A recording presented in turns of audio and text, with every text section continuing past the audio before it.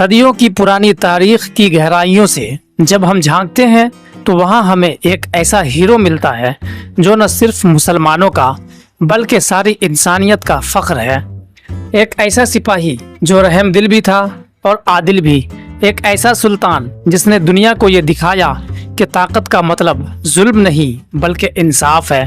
وہ بچہ جو تکریت کے ایک عام کرد گھرانے میں پیدا ہوا، وہ جوان جو تلوار کے ساتھ ایمان کا علم بردار بنا، وہ بادشاہ جس نے بیت المقدس کو صلیبیوں کے پنجے سے آزاد کروایا، وہ ہے سلطان صلاح الدین ایوبی۔ دوستو، اگر آپ کو ہماری یہ داستان پسند آئے تو ابھی چینل کو سبسکرائب کریں، بیل آئیکن کو دبا دیں اور ویڈیو کو زیادہ سے زیادہ شیئر کریں تاکہ ہماری تاریخ کے یہ سنہرے اوراق ہر مسلمان کے دل تک پہنچ سکے۔ 1137 عیسوی عراق کا شہر تکریت۔ ایک سرد رات تھی، دجلہ کے کنارے ہوا چل رہی تھی، قبیلے کے خیموں میں چراغ جھلملا رہے تھے۔ اسی رات ایوبی کے گھر ایک بچے نے آنکھ کھولی۔ ماں نے ننھے کو سینے سے لگایا، باپ نے اذان دے کر اس کے کانوں میں توحید کا کلمہ پھونکا۔ نام رکھا گیا یوسف بن ایوب۔ کون جانتا تھا کہ یہ ننھا سا چراغ ایک دن دنیا بھر کے ظالموں کے لیے بجلی کی کڑک بنے گا۔ یوسف کے والد ایوب اور چچا شیر کوہ سلجوقی سپہ سالاروں کے ماتحت تھے۔ خاندان غریب نہ تھا مگر بادشاہ بھی نہ۔ یہ عام کرد قبیلہ تھا جس کے خیمے جنگوں اور سفر میں ہی آباد ہوتے۔ یوسف بچپن سے ہی دوسروں بچوں سے الگ تھے۔ کھیلنے کے بجائے وہ علماء کے پاس بیٹھتے، قرآن اور حدیث سنتے۔ ماں اکثر کہتی، یہ بچہ عام نہیں ہے، اس کی آنکھوں میں اللہ کی خاص روشنی ہے۔ جب وہ بڑے ہوئے تو والد نے انہیں دینی تعلیم کے ساتھ ساتھ فنون حرب بھی سکھائے، گھوڑ سواری، تیر اندازی، تلوار چلانا، نیزہ بازی۔ یوسف ہر فن میں آگے بڑھتے چلے گئے، لیکن ان کی سب سے بڑی پہچان ان کی عاجزی اور ایمان تھا۔ اکثر کہا کرتے، تلوار سے جنگ جیتی جاتی ہے مگر نصرت ایمان سے آتی ہے۔ نوجوانی اور پہلی جنگ۔ نوجوانی میں وہ چچا شیر کوہ کے ساتھ شام اور مصر کی مہمات پر نکلے۔ وہاں کے میدان جنگ میں وہ صرف ایک سپاہی کی حیثیت سے شامل ہوئے، مگر جب بھی کوئی مشکل گھڑی آئی تو وہ آگے بڑھ کر اپنے ساتھیوں کی جان بچائی۔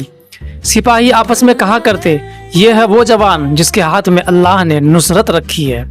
سپہ سالاری اور مصر کا اقتدار۔ 1169 میں تقدیر نے انہیں ایک نیا مقام دیا۔ مصر کمزور ہو چکا تھا اور فاطمی خلافت ٹوٹ پھوٹ کا شکار تھی۔ صلاح الدین کو وزیر بنایا گیا۔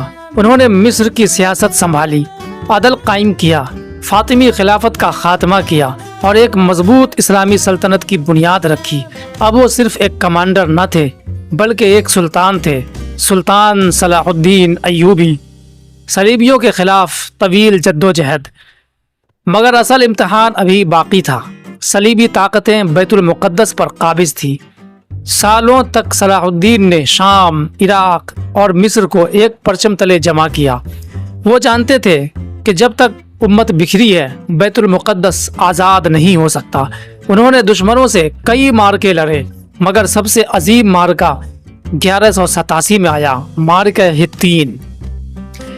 گرمی کی ایک دوپہر تھی، صلیبی فوج پیاسی اور تھکی ہوئی تھی۔ صلاح الدین نے اپنی حکمت عملی سے ان کا پانی بند کر دیا۔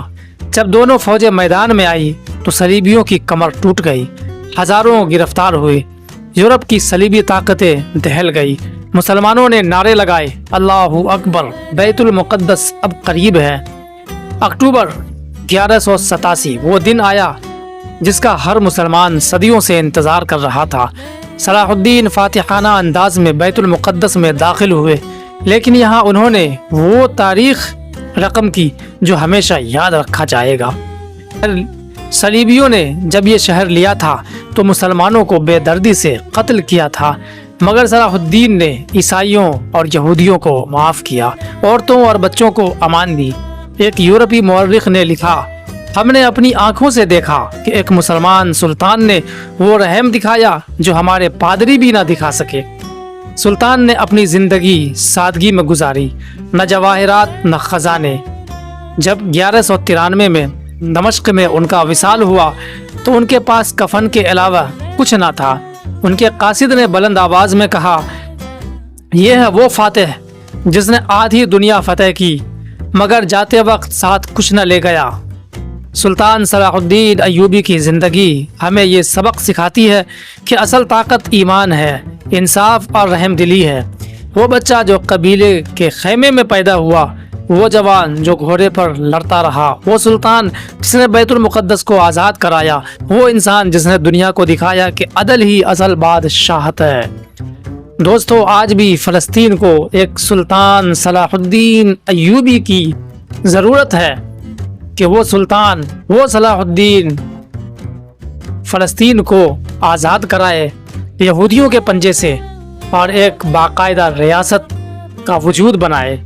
लेकिन दोस्तों, आज की जो हमारी लड़कियां हैं वो सुल्तान अय्यूबी को पैदा करने से कासिर है। दोस्तों, कहा गया है कि जब माएँ ईमान वाली होती है तो फिर बेटे नूरुद्दीन जंगी पैदा होते हैं, इमादुद्दीन जंगी पैदा होते हैं, सलाहुद्दीन अय्यूबी पैदा होते हैं, महमूद गजनवी पैदा होते हैं। लेकिन जब माँ बेहया, बेशरम और बेगैरत बन जाए, बेपर्दा बन जाए, तो फिर वो माएँ सलाहुद्दीन अय्यूबी सदियों तक पैदा नहीं कर सकती।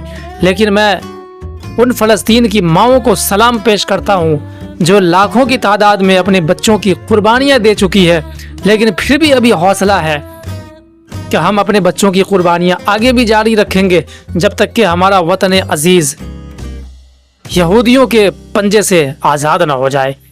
अल्लाह से ये दुआ है कि अल्लाह फ़लस्तीन वालों पर रहम फरमाए और उनके ऊपर जो मजालिम के पहाड़ तोड़े जा रहे हैं उस दुश्मनों का हमेशा के लिए नाश कर दिया जाए, गरकाब कर दिया जाए, चुन चुन कर एक को हलाक कर दिया जाए। दोस्तों, ये वीडियो अच्छी लगी हो तो ज़्यादा से ज़्यादा इस वीडियो को शेयर करें ताकि हमारे नौजवान जान सके कि हमारे हीरोज़ कौन हैं।